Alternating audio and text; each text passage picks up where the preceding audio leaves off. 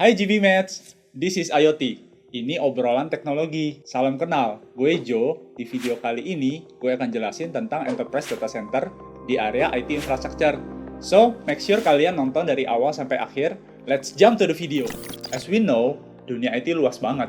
Kalau berdasarkan customer segmentation, dibagi menjadi dua, retail dan enterprise. Retail biasanya untuk customer individual atau small business yang kebutuhan dan penggunaan produknya masih dalam skala kecil. Sedangkan enterprise untuk kategori perusahaan menengah atau besar dengan jumlah user yang lebih banyak dan kebutuhan yang lebih kompleks. Misal, bank, rumah sakit, lembaga pemerintahan, manufacturing, dan masih banyak lagi. Talking about enterprise, lo pasti bakal sering dengar istilah data center dan disaster recovery center. Simpelnya, data center merupakan fasilitas dari sebuah perusahaan untuk menempatkan aset IT seperti hardware, software, dan tentunya ada data perusahaan. Sedangkan DRC adalah data center kedua yang dimiliki oleh perusahaan sebagai backup.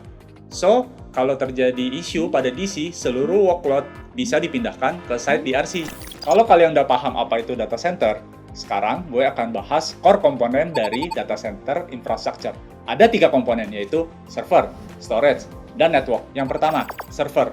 Program atau perangkat hardware dengan spesifik desain untuk menjalankan request dari klien dalam sebuah jaringan. Next, storage. Perangkat ini bertujuan khusus untuk menyimpan, mengelola, dan mengakses berbagai jenis data secara permanen. Core komponen yang terakhir adalah network. Network device digunakan untuk menghubungkan perangkat IT satu dengan yang lainnya melalui local area network atau internet.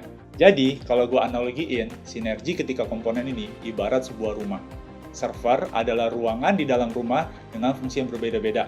Kamar untuk tidur, dapur untuk masak, ruangan keluarga untuk nonton. Sedangkan storage adalah gudang atau lemari yang berfungsi untuk menyimpan barang. Nah, network gue analogiin sebagai lantai, tangga, atau pintu yang menghubungkan ruangan satu dengan ruangan yang lain. Selain core komponen yang tadi gue udah sebutin, ada juga supporting komponen atau facility yang gak kalah pentingnya. Contohnya, ada power subsystem, ada UPS, ventilation, cooling system, fire suppression, dan backup generators. Setiap perangkat ini bersinergi agar core komponen tetap up and running. Move on to klasifikasi data center berdasarkan tingkat teknologi, keamanan, dan uptime service. Simpelnya, uptime adalah hitungan waktu online dari sebuah service yang ada di dalam data center. Skala persentasenya dari 1 sampai 100. Semakin besar persentase uptime, maka semakin baik dan kemungkinan isu semakin kecil. Based on Telecommunication Industry Association 942, klasifikasi data center itu dibagi menjadi 4 tier. First tier, Basic Site Infrastructure, sudah memiliki UPS dengan tingkat uptime 99,671% atau setara dengan 28 jam per tahun untuk toleransi isu. Tier ini hanya memiliki satu jalur uplink dan tidak ada backup redundancy. Second tier, Redundant Site Infrastructure Capacity Component, memiliki fasilitas yang lebih lengkap seperti genset, reservoir sebagai pendingin, UPS, penyimpanan energi, dan peredam panas.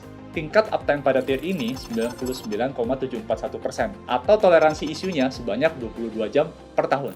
Third tier, Concurrently Maintainable Site Infrastructure, bisa dibilang ini extended versionnya tier 2 dengan tambahan feature redundant power dan 2 uplink.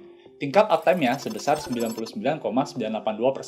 Artinya, memiliki toleransi isu sebesar 1,5 jam per tahun. Yang terakhir, fourth tier, Fault Tolerant Site Infrastructure.